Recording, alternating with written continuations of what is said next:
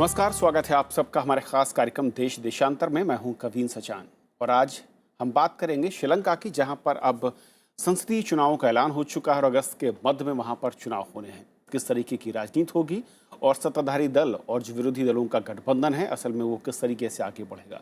चुनाव सुधार को लेकर जो वादे हुए थे, क्या उस दिशा में कोई आगे बढ़ते हुए नजर आएंगे और अल्पसंख्यक और तमिल समुदाय के लिए इन चुनाव में क्या हासिल हो सकता है, इस पर भी चर्चा करेंगे। हमारे साथ चार खास मेहमान हैं जिनका मैं परिचय करा दूं। मेरे साथ मौजूद हैं मनोज कुमार साहब, जो कि ORF से हैं। मनोज जी, स्वागत है आपका। हमारे साथ हैं प्रोफेसर सविता पांडे, आपका भी स्वागत है। सुहासिनी हैदर हमारे साथ हैं, डिप्लोमेटिक एडिटर हिंदू से। सुहासिनी, स्वागत है। और फोन लाइन पर हैं पिनाक रंजन चक्रवर्ती, फॉर्मर सेक्रेटरी ME। पिनाक साहब, बहुत बहुत स्वागत है आपका। शुरुआत में करना चाहूँगा मनोज जी आपसे ही।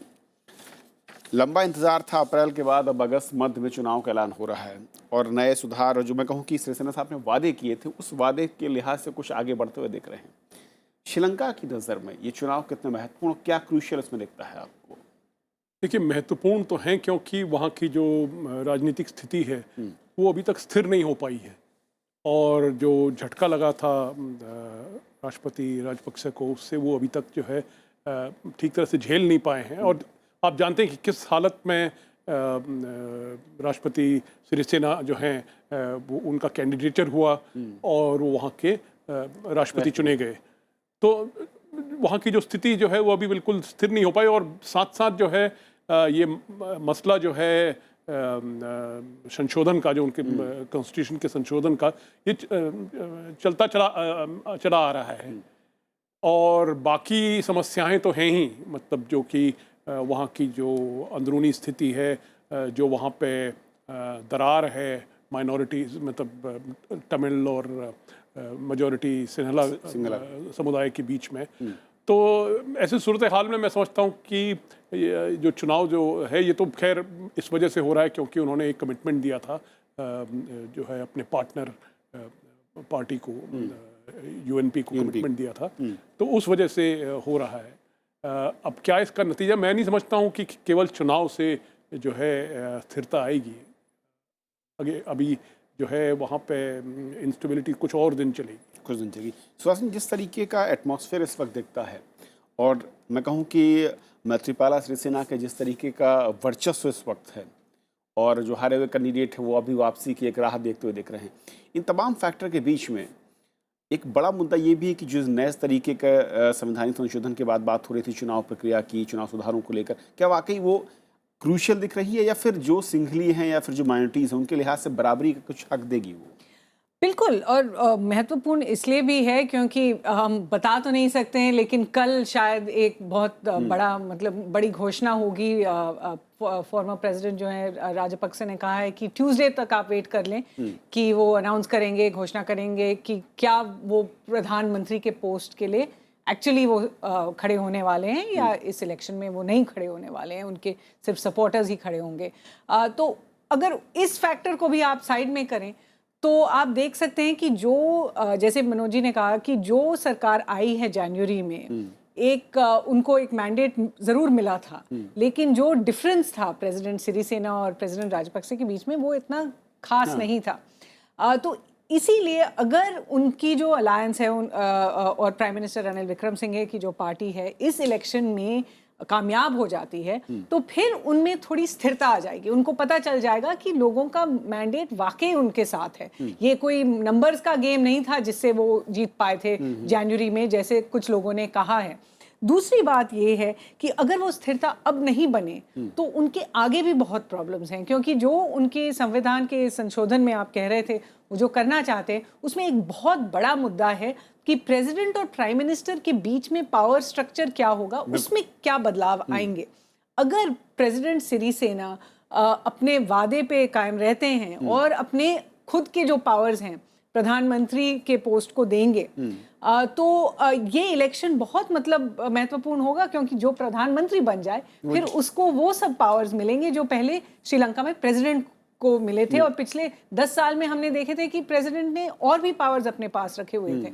तो इन सब मायने के हिसाब से मुझे लगता है कि कल जो घोषणा होगी वो महत्वपूर्ण है और अगस्त 17 को जो इलेक्शंस होंगे बहुत ही महत्वपूर्ण है। सविता जी, जिस तरीके से सुहासिनी कह रही बहुत क्रूशियली भी कि पावर्स का एक तो मैं कहूँ कि बंटवारा वो भी होगा, और जिस तरीके से श्रीलंका में देखा है कि सत्ता में जो भी राष्ट्रपति या फिर प्रधानमंत्री के पद पर है वो कहीं ना कहीं ताकत को अपने पास रखना चाहता है लंबे से तक।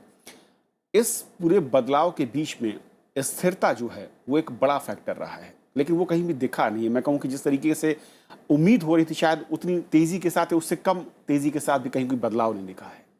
नहीं, कोई भी अपनी ताकत नहीं देना चाहता, और श्रीलंका में कोई विशेष बात नहीं है। कोई भी प्रधानमंत्री किसी भी देश का या राष्ट्रपति इतनी आसानी से पावर्स को ट्रांसफ़र करेगा, मानना मुश्किल है। लेकिन आप देखें जो पावर स्ट्रक्चर है या पॉलिटिकल स्ट्रक्चर जो है, खुद श्रीसेना की पार्टी में आप देखिए दो तरीके के लोग हैं, जेवीपी जेएचपी है और वहीं टीएनए है, और दोनों को रिकंसाइल करना असंभव है। किसी भी आप मापदंड से ले लीजिए, उन दोनों को तो इंस्टेबिलिटी तो इनबिल्ट है, क्योंकि उन्होंने राजपक्षे के खिलाफ इसका समर्थन किया और उन्हें राष्ट्रपति बना दिया। उसके अलावा राजपक्षे के दौरान जो डेवलपमेंट्स हुए, एथनिक फिशर्स हुए, कम्युनल फिशर्स हुए, जो जैसा उनका ट्रीटमेंट रहा, उस सब का इम्पैक्ट इन पर भी पड़ेगा। पर क्या श्रीसेना उसको उनको पलट पाएंगी? एक और बहुत महत्वपूर्ण डेवलपमेंट जो हुई थी वो था करप्शन का इशू, और कोर्ट ने इनके खिलाफ खुद बॉन्ड इशू में उनकी रिपोर्ट आने वाली थी। ये खत्म हो गया। इसमें दोनों का फायदा है, क्योंकि जब चुनाव अनाउंस हो गए हैं तो ना उनके अगेंस्ट कोई एक्शन होगा और ना ऑपोजिशन। तो ये मिली भगत से, बल्कि श्रीलंकाई अखबारों में तो ये भी लिखा है कि राजपक्षे और श्रीसेना की मिली भगत से ये अनाउंसमेंट आई है। किसी अखबार ने ये तक लिखा है। उसके अलावा एक बहुत ही महत्वपूर्ण डेवलपमेंट है इंटरनेशनली, सितंबर में रिपोर्ट आने वाली है ह्यूमन राइट्स कमीशन। इसको उन्होंने पहले मार्च में आने वाली थी और श्रीसेना ने इसको पोस्टपोन करवाया था, और अब जब वो सितंबर में आ जाएगी उसका क्या परिणाम होगा? श्रीसेना का ये मानना है कि वो अगर उससे पहले चुनाव करवा लेते हैं तो ये राजपक्षे के फेवर में नहीं जाएगी, क्योंकि जाहिर सी बात है कि वो तमिलियंस के फेवर में या वॉर क्राइम्स के बारे में बात करेगी वो रिपोर्ट, और उसका सीधा फायदा जो है वो राजपक्षे को मिलेगा। तो बहुत सारी बातें मिलजुल कर उन्होंने सोच समझ के इस चुनाव की घोषणा की, टाइमिंग का जो ऐलान किया, और बिल्कुल मेरी भगत से हुआ है। पिनाक साहब, क्या आप एग्री कर रहे हैं सविता जी से कि जो टाइमिंग है उसके पीछे कई सारे फैक्टर हैं, क्योंकि पहले अप्रैल, उसके बाद अब मध्य अगस्त की अगर बात हो रही है तो उसके पीछे कई ऐसे कारक हैं, कई ऐसे कारण हैं जो कि शायद ये बताते हैं कि अगर उसके बाद वो ले जाना भी चाहें तो उनके खिलाफ जा सकते हैं कई फैक्टर।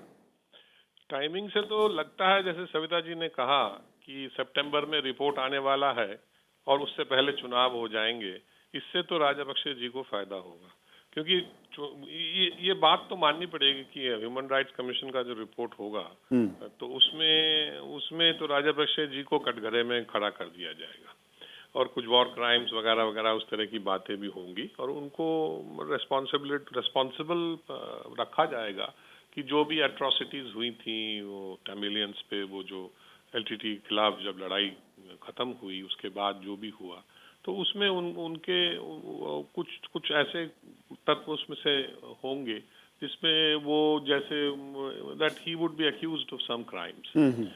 पर ये मिली भगत है, ये कहाँ तक है ये तो कहना मुश्किल है। पर दूसरी बात ये है कि श्रीलंका में parliamentary system versus presidential system का जो चला आ रहा है, एक जमाने में तो पार्लियामेंट्री सिस्टम था, आपको याद होगा, तो उसके बाद प्रेसिडेंशियल सिस्टम हुआ। फिर इस सिस्टम में स्टेबिलिटी अभी नहीं आई है, क्योंकि पावर्स को किसके पास कितना होगा। अब श्रीसेना जी पावर्स देंगे प्रधानमंत्री को तो ये उनके अंदरूनी पॉलिटिक्स का कुछ है, कोalition पार्टनर के साथ किस तरह का वो मतलब तालमेल रखना चाहते हैं और किस तरह का लेन देन करना चाहते हैं। तो इलेक्शन में अब क्या होगा ये तो खैर इलेक्शन ही बताएगा, बट श्रीलंका में इंस्टेबिलिटी अभी चलेगी, क्योंकि वहाँ पे अभी भी स्थिरता नहीं आई है, क्योंकि तमिलियंस का क्या किस तरह से किया जाए, किस तरह से डिवोल्यूशन ऑफ पावर्स हो, इस तरह की बातें वो अभी तक स्थिर नहीं कर पाए। और राजपक्षे साहब जिस तरीके से भी है कि अगले 24 घंटे में शायद ये तय हो पाएगा, अगर वो कैंडिडेट बनते हैं तो फिर किस तरीके से फैक्टर, क्योंकि उसके पीछे फिर ये कहा जा रहा है कि साफ तौर पर ये संकेत देखते हैं कि कहीं कोई गुप्त समझौता हुआ है, उसके बाद ये सब कुछ आगे बढ़ाया जा रहा है। अब देखिए, अगर वो कैंडिडेट बनते हैं और प्रधानमंत्री बन जाते हैं तो फिर श्रीसेना के साथ उनको काम करना पड़ेगा प्रधानमंत्री के, तो ये एक मुद्दा है। और पता नहीं ये पूरी चाल है कि इस तरह से उन्होंने ये अंदरूनी कोई समझौता कर लिया है कि ठीक है, अच्छा मैं नहीं खड़ा हूँगा, मेरा कोई आदमी खड़ा हो जाएगा, इसके साथ आप समझौता कर लें, तो इस तरह की बात भी हो सकती है। इसलिए ये कहना मुश्किल है अंदर का मतलब क्या समझौता है। तो मैं तो समझता हूँ कि है कोई समझौता, पर हमें उतना उसके मतलब क्लैरिटी नहीं है कि उसमें एग्जैक्टली क्या है। पर लग रहा है कुछ अंदर का समझौता है, और लास्ट मोमेंट में ये भी हो सकता है कि राजपक्षे साहब खुद ना खड़े हों, कोई और खड़ा हो जाए। जी जी। मनोज जी, जिस तरीके से राजपक्षे के बारे में सब लोग कह रहे हैं, अलग अलग तरह की खबरें आ रही हैं, क्या आपका विश्लेषण कहता है कि असल में कहीं ना कहीं शायद कुछ ऐसी बातें हैं जिसके चलते एक ट्रैक तैयार किया गया है और उस पर इसको आगे बढ़ाने की कवायद चल रही है? देखिए, ये जैसे पिनाक जी कह रहे हैं, जो अंदरूनी बातें हैं इनको सुलझाना जो है बड़ा मुश्किल है। अब कई अटकलें लगाई जा रही हैं। लोग कहते हैं कि राजपक्षे और सिरिसेना की गुप्त मीटिंग हुई थी परसों आपस में एक जो है न्यूट्रल जगह पे। तो बातें तो कई होती हैं। अब क्या ट्रैक लगाया, ये तो है ज़रूर कि राजपक्षे एक बहुत ताकतवर राष्ट्रपति थे और काफ़ी उनका जो है जाल फैला हुआ था। और साथ साथ जो है जो वहाँ के जो गृह युद्ध था उसमें विजय पाने की वजह से जो सिन्हला मेजॉरिटी है वहाँ पे उनका काफ़ी समर्थन है। और जो वो चुनाव हारे थे वो इसी वजह से हारे थे कि दो बड़ी बड़ी पार्टी जो हैं, एक जो बड़ी उनकी अपनी पार्टी स्प्लिट हो गई और दूसरी तरफ से यूएनपी ने जो प्रिंसिपल ऑपोजिशन ने जो है समर्थन दिया। तो अब किस तरह से वो अपनी रिकवरी चाहते हैं, किस तरह से वो क्योंकि उन्होंने एक तरह से मंशा साफ कर दी। उनके कई करीबी इस तरह का बयान दे रहे हैं स्वास्थ्य की वो सक्रिय राजनीति में वापस लौटना चाहते हैं और सक्रिय राजनीति से दूर नहीं रह सकते हैं। साफ संकेत एक तरीके से हैं। बिल्कुल साफ संकेत तो आते गए हैं। हमने जो जैसे देखे पब्लिक रैलीज जहाँ पे फॉर्मर प्रेसिडेंट राजपक्षे खुद नहीं गए हैं लेकिन उनके सपोर्टर्स गए हैं, और जो उन्होंने कहा है वहाँ पर उनको पूरा मतलब समर्थन मिला है पीछे से राजपक्षे जी से। लेकिन मुझे लगता है कि सबसे इम्पोर्टेंट संकेत ये, जैसे आप कह रहे थे, शायद मिली भगत हो या अंदरूनी मामला हो, लेकिन सबसे इम्पोर्टेंट संकेत ये होगा कि आज जैसे SLFP जो रूलिंग पार्टी है मिल रही है, वो क्या निर्णय लेती है और कल क्या घोषणा होती है, उससे पता चलेगा कि उनके उम्मीदवार कौन होने वाले हैं।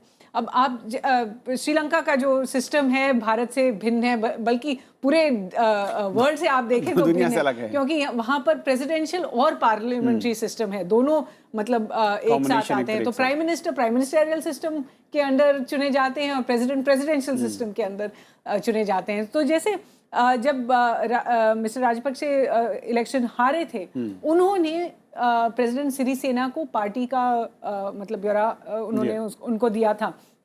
तो प्रश्न ये उठेगा कि क्या प्रेसिडेंट सिरिसेना अब उनको अपने पार्टी के उम्मीदवार बनाएंगे। बाहर से ये अजूबा लगता है कि जिनको आपने अभी हराया है वो आपके क्या उम्मीदवार बन सकते हैं, और क्या फिर वो अपने उनके प्रधानमंत्री के साथ फिर वो इलेक्शन लड़ेंगे या नहीं। तो अगर आप इन सब को मतलब देखें तो जो निर्णय SLFP आज या कल इन दोनों दिन में करेगा, उससे बहुत हमें संकेत मिल जाएंगे कि किसके पीछे भार एक्चुअली है। दूसरी बात यह है कि अगर SLFP उनको नॉमिनेशन ना दे, और मतलब अब तक जो हमने देखा है पब्लिक स्टेटमेंट्स में तो ऐसे लगता है कि वो राजपक्षे को नहीं देंगे, तब क्या मिस्टर राजपक्षे खुद वो उम्मीदवार बनेंगे जो UNPA अलायंस का जो है वो क्या उनके उम्मीदवार बनेंगे, और फिर जो इलेक्शन निकलेगा वो कितना पोलराइज्ड होगा और श्रीलंका के लिए मतलब कितने मतलब डिफरेंसेस उसमें निकल जाएंगे।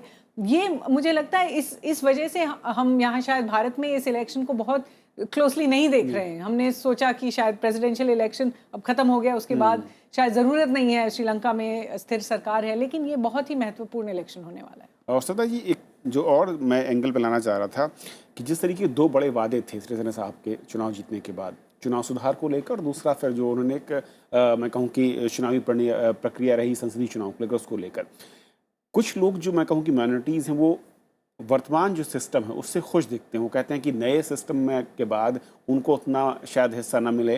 क्या इसके पीछे तर्क क्या है, कितना वजन देखता है इसमें? नहीं, सही बात है। माइनॉरिटीज़ का एक रिएक्शन वैसा भी कि राजपक्षे सरकार का उनके साथ 11 जो चर्च पे अटैक हुई, जो मुस्लिम उनके ऊपर। दूसरी बात ये है कि अब उनको लगता है कि अगर वापस राजपक्से सरकार या उनका कोई भी प्रतिनिधि सरकार में आ जाता है या उनका दबदबा बन जाता है तो फिर से उनके लिए मुसीबत की स्थिति आ सकती है। इसलिए माइनॉरिटीज़ का राजपक्से को किसी भी तरह से समर्थन देना संभव नहीं दिखता ये। लेकिन मैं एक बात और यहाँ कहना चाहूँगी, राजपक्से साहब व्यक्तिगत कारणों के कारण भी सत्ता में आना चाहते हैं। उनके भाई जेल में है और वो जो डिफेंस सेक्रेटरी हैं जिन्होंने सुप्रीम कोर्ट मूव किया है कि ये जो कमीशन है ये कानूनी नहीं है या लीगल नहीं है, क्योंकि खुद उनके personally individual members of his family have been attacked. तो इसलिए उनके लिए व्यक्तिगत तौर पे राजपक्से को सत्ता में आना जरूरी है। पिनाक साहब, वाकई ये काफी क्रूशियल चुनाव है राजपक्षे साहब के लिहाज से अगर देखें तो। नहीं है तो क्रूशियल, क्योंकि आपको मालूम है कुछ ऐसे राष्ट्रवादी तत्व हैं श्रीलंका में, एथनिक नेशनलिज्म में जो विश्वास करते हैं, वो तो राजपक्षे साहब को समर्थन देते हैं, क्योंकि जो उन्होंने करके दिखाया कि हमने तमिल टाइगर्स को हरा के, तो उस तरह के जो सिन्हला नेशनलिज्म है उसका समर्थन तो उनको है, तो शायद उसी पे वो बैंक कर रहे हैं। और दूसरी बात, उनके जो भाई थे जो सब सत्ता में थे तब वो भाई सब कंट्रोल कर रहे थे, अब उनके खिलाफ भी कुछ अभियान चला हुआ है उनको शायद बचाने के लिए, बट वो तो खैर कोलैटरल है। मैं समझता हूँ कि मेन मुद्दा तो पॉलिटिकल ही होगा। और ये भी हो सकता है कि वो मतलब प्रेसिडेंट सिरिसेना का जो ये मूव है ये शायद SLFP पे दबाव डालने का वो कोई एक पैंतरा हो सकता है कि उन पे दबाव आ जाए, क्योंकि वो रनिल विक्रमसिंघे ने कल कहा है या परसों कहा था कि हम किसी हालत में राजपक्षे को वापस नहीं आने देंगे। तो इस तरह का माहौल है, चल रहा है। अभी थोड़ा सा जो पानी जो है वो साफ नहीं है, उसमें कहते हैं ना वाटर्स हैव बीन मडीड, पर देखते हैं क्या होता है आगे। और ऐसे मनोज जी, जो माइनॉरिटी कम्युनिटी में कहूँ है उसको लेकर भी एक बड़ा फोकस रहा ज़रूर है, लेकिन सिरिसेना साहब के आने के बाद किस तरह का टिल्ट या फिर थोड़ा सा आपको लगता है कि बदलाव कुछ हुआ है? देखिए, बदलाव यही हुआ है कि थोड़ा माइनॉरिटीज़ जो हैं उस समय तो राजपक्षे जब वहाँ थे तब तो वो बिल्कुल ही अपने को मार्जिनलाइज समझते थे। अब माइनॉरिटीज़ जो हैं थोड़ा बहुत हिम्मत कर रहे हैं और थोड़ा बहुत वक्त गुजर गया है जब से ये झटका लगा था सिविल वॉर का, जब प्रभाकरण को हराया गया था और वहाँ पे अत्याचार हुए थे, कई बहुत अत्याचार हुए थे। पर फिर भी जहाँ तक कि ये कॉन्स्टिट्यूशनल प्रोविजंस हैं उसमें कुछ माइनॉरिटी जैसे मुस्लिम माइनॉरिटीज़ हैं वो ज़्यादा घबराए हुए हैं, क्योंकि कुछ ऐसे प्रोविजंस हैं जिससे कि ये कहने में आ रहा है कि जिससे कि इलेक्टोरल सिस्टम में उनका जो भी हिस्सा है वो भी घट जाएगा, उसमें भी उसका भी इन्फ्लुएंस नहीं होगा। जहाँ तक कि तमिल हैं उनके नंबर तो इतने ऐसे हैं कि उनका तो ज़रूर पक्ष रहेगा, पर माइनॉरिटी मुस्लिम्स के लिए कुछ समस्या खड़ी हो सकती है। और जहाँ तक कि ऊपरी सवाल है, देखिए श्रीलंका को ये तय करना है, सबसे पहले श्रीलंका में यही तय नहीं हुआ है कि क्या वो एक यूनिटरी सिस्टम है या फेडरल सिस्टम है। क्या माइनॉरिटीज़ पूरी मतलब जो लड़ाई हुई थी, जो तमिल चाहते थे, जो कहते थे इलम वो अपना होमलैंड, वो असली में एक किस्म का कई लोगों ने ये अनुमान लगाया था कि एक किस्म का प्रांत है, जैसे हिंदुस्तान में प्रांत होता है। पर श्रीलंका का सिस्टम ऐसा था कि वो कहते कि नहीं, बिल्कुल ये यूनिटरी सिस्टम होगा। और अभी तक ये नहीं, और ये जो कॉन्स्टिट्यूशनल सिस्टम जो उनके बदलते आए हैं और ये जो प्राइम मिनिस्टर और प्रेसिडेंट जो हैं जिनका एक अद्भुत जो है भूमिका है वहाँ के संविधान में, ये इसीलिए है कि श्रीलंका अभी तक ये नहीं तय कर पाया है कि उसका पॉलिटिकल फ्यूचर क्या होगा, उसका पॉलिटिकल स्ट्रक्चर क्या होगा। और जिस तरह के मतलब वहाँ पे उसकी पॉलिटिकल जियोग्राफी है, पॉलिटिकल डेमोग्राफी है, उसके साथ वो तालमेल मैच करता है या नहीं करता है। तो ये बड़ा इंटरेस्टिंग रहा है, क्योंकि अब तक कई बार इस सिस्टम में हमने बदलाव देखा है।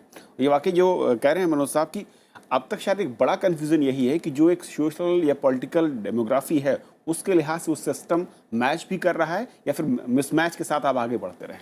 बिल्कुल, और 4 बार ये सिस्टम भी बदल चुका है। और आप देखेंगे कि क्योंकि श्रीलंका का अब इतना बड़ा, मतलब उनके कंट्री में इतना बड़ा युद्ध था एलटीटी के साथ, कि जो भी अब तक मतलब लीडर हुआ है वो मोर और लेस एक तानाशाह नहीं मैं कहूँगी, लेकिन एक प्रेसिडेंशियल सिस्टम के अंदर रहा है। लेकिन अब जो प्रेसिडेंट आए हैं वो ये कहते हैं कि ये बदलना चाहते हैं, बिल्कुल बदलना चाहते हैं, प्राइम मिनिस्टरियल सिस्टम में जाना चाहते हैं, फेडरलिज्म को और बढ़ावा देना चाहते हैं, कोऑपरेटिव फेडरलिज्म की जब प्रधानमंत्री मोदी जी ने बात की थी श्रीलंका में, तब वहाँ पर बहुत मतलब तालियों के साथ उनका वेलकम किया था। तो इतना ज़रूर है कि ये अद्भुत सिस्टम है और श्रीलंका एक जैसे एक क्रॉसरोड्स पे पहुंचा हुआ है। और जो फॉर्मर प्रेसिडेंट राजपक्षे का की जो भूमिका होगी इसमें बहुत अहमियत है। लेकिन प्रेसिडेंट सिरिसेना क्या करेंगे अब, उसकी सबसे ज़्यादा अहमियत है, क्योंकि उनको ना सिर्फ एक उम्मीदवार खड़ा करना है, ना सिर्फ ये इलेक्शंस चलाने हैं और किसी तरह से उनको नतीजा देना है, उसके बाद उनको ये सारे जो रिफॉर्म्स हैं जिनका उन्होंने इनका दावा किया है, उन रिफॉर्म्स को करना है। तो उनके कंधों पे मुझे लगता है सबसे भारी अभी बोझ है। और भारत सिर्फ ये देख सकता है कि वो क्या कर रहे हैं। मुझे नहीं लगता है कि भारत की इतनी ज़्यादा इसमें भूमिका है, लेकिन इतना ज़रूर है कि जो भी नतीजा निकलता है भारत के लिए बहुत अहमियत रखेगा। सविता जी, जिस तरीके से वाकई ये बहुत इस तरीके की कैसे चौराहे पर श्रीलंका एक बार फिर से खड़ा हुआ है, जहाँ से उसको तय करना है कि असल में किस दिशा में उसके लिए मुफीद रास्ता है, जहाँ पर हवाएं बहुत ज़्यादा तेज़ ना हो, उसकी नौका या नैया मैं कहूँ ठीक से चलती रहे। लेकिन इस बीच में जिस तरीके से जो मैं कहूँ कि प्रेसिडेंट हैं, उनकी जो एक विचारधारा रही है, उसके लिहाज से जो सुहासिनी करें कि बहुत ज़्यादा बोझ इनके ऊपर है, कैंडिडेट को लेकर, माइनॉरिटीज़ को लेकर जो उनके विचार रहे हैं, और मैं कहूँ कि जिस तरीके से उन्होंने प्रोग्रेसिव वो चीज़ दिखाई है, चुनाव सुधार की बात करनी है, इन सबको कैसे कर पाएंगे अगर कैंडिडेट या फिर पार्टियों की जो सपोर्ट सिस्टम है वो उनको कमज़ोर दिखता है? तो मैंने आपसे पहले भी कहा कि देखिए ना, उनका खुद जिस पे वो खड़े हैं वो दो हिस्सों में बटा हुआ है। जेवीपी जेएचपी एक तरफ है और टीएनए एक तरफ है। वो उसको ही वो रिकंसाइल नहीं कर पाएंगे, आगे तो जाना मुश्किल है। उसके अलावा जो अभी अमेंडमेंट होने वाला थी, जो जिसमें इंडिपेंडेंट कमीशंस बनने वाले, उसमें 8 तो एमपीज ही हैं। फाइनली जो अग्रीमेंट हुआ था उसमें ये था कि भाई इसमें 10 में 10 बनने थे, उसमें से 7 या 8 जो है वो एमपीज ही होंगे। उस पर इतना निर्भर करेगा कि उनकी पार्टी की क्या पोजीशन रहती है पार्लियामेंट में और उसमें से कितने इंडिपेंडेंट कमिश्नर उनके बन पाते हैं। और जब तक वो नहीं बन पाएंगे वो कितना चुनाव सुधार कर पाएंगे। और इलेक्शन टाइम से पहले अनाउंस करने से चुनाव पूरी प्रक्रिया थोड़ी पीछे को चली गई है उनकी। चाहे डिवीजन ऑफ पावर्स हो, चाहे reduction of power of presidents हो, चारों के चारों इश्यूज जो हैं जो उन्होंने इंट्रोड्यूस करे थे वो सब के सब, बल्कि मैं तो कहूँगी और भी ज़्यादा नुकसान उनको ये हुआ है जो इलेक्टोरल रिविजन जो चल रहा है वहाँ वो तक अफेक्ट हो गया, क्योंकि इलेक्शन अब वो तो स्टिल हो गया क्योंकि इलेक्शन अनाउंस हो गए। इसलिए चुनाव ने खुद इलेक्टोरल रिफॉर्म्स को अफेक्ट कर दिया है। अब चुनाव परिणाम उसको कैसे अफेक्ट करेगा देखना बाकी है। पिनाक साहब, वाकई जिस तरीके से मैं कहूँ कि कई सारे बड़े एजेंडे थे उनके पास और चुनाव डिक्लेरेशन के साथ वो उनके जो प्रमुख एजेंडे थे उन पर कहीं विराम लग गया या फिर उनकी रफ्तार बहुत सुस्त हो गई, जिनको पहले शायद तेजी के साथ आगे बढ़ाना चाहिए था। अब तो क्या ही बनाएंगे वो तेजी से। अब इलेक्शन जब आगे है तो इस तरह की पॉलिसीज, अब नई पॉलिसीज का कहीं वो घोषणा न करें। तो अब बात यह है कि श्रीलंका में अभी भी राजनीतिक संतुलन जो एक संविधान से बनता है वो अभी तक नहीं हो पाया है, क्योंकि पर्सनालिटी क्लैशेस हैं, पार्टीज हैं, कोalitions आ गई हैं। इस तरह से मैं समझता हूँ कि जो अभी नई जो कोई घोषणाएं होंगी या जो भी अंदर की उनकी बातें हैं, अब तो मुझे नहीं लगता कि अब वो उस पर कुछ सॉल्यूशन होगा, क्योंकि यही मुद्दा रहेगा। मतलब जो इलेक्शन जब होगा तो इसी पे डिबेट होगा। तो इसीलिए शायद वो नहीं कर पा रहे होंगे, इसीलिए उन्होंने बोला चलो इलेक्शन कर लेते हैं, उससे मतलब साफ हो जाएगा कि आगे की नीति और आगे का रास्ता क्या अपनाया जाए। जी जी। एक आखिरी सवाल सुहासिनी, चलते चलते जो एजेंडा की बात है, वाकई यही चर्चा होगी चुनाव में कि जो एजेंडा था इसको आगे नहीं बढ़ा पा रहे थे या इसको आगे बढ़ाना चाहिए था, या फिर कोई एक बड़ा एजेंडा आप और देख रही जो कि मैं कहूँगी टॉकिंग पॉइंट्स रहेंगे वहाँ पर? देखिए, मुझे लगता है कि करप्शन एक अभी भी श्रीलंकन इलेक्टोरेट के दिमाग में एक बहुत बड़ा इशू है।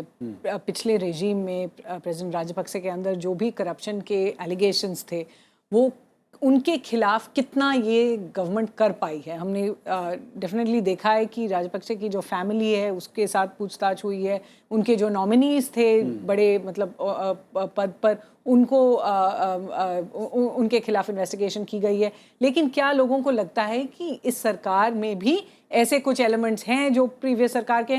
हम भूल नहीं सकते हैं कि प्रेसिडेंट सिरिसेना खुद प्रेसिडेंट राजपक्षे के सरकार के एक अंग थे, उनके हेल्थ मिनिस्टर थे नवंबर पिछले साल तक। तो एक तो ये रहेगा कि क्या पब्लिक सोचती है कि इन्होंने करप्शन पे कुछ किया है, क्योंकि ये एक बहुत बड़ा मुद्दा बन गया था, हालांकि लोगों को इतना ज़्यादा नहीं लगा था।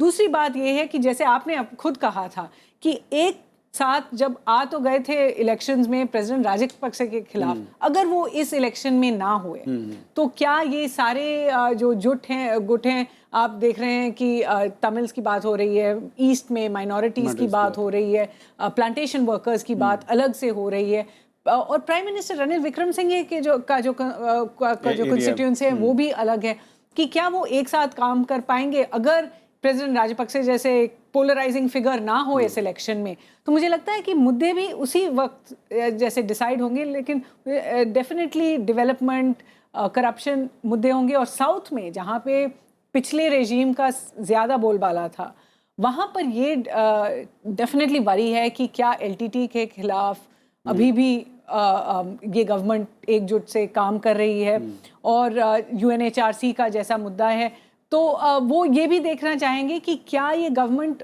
जो राजपक्षे के टाइम में जिन चीज़ों को वो मतलब बढ़ावा देना चाह रहे थे, एंटी टेरर जैसे हो गया या डेवलपमेंट का जो मुद्दा हो गया, कि क्या वो ये गवर्नमेंट उन चीज़ों को छोड़ रही है क्या? हालांकि जैसे हमने देखा था कि चीन के साथ जब गवर्नमेंट ने पहले घोषणा की थी कि सारे प्रोजेक्ट्स को उन्होंने सस्पेंड कर दिया था, कोलंबो पोर्ट प्रोजेक्ट सस्पेंड कर दिया था, उसके बाद गवर्नमेंट खुद पीछे हट गई थी।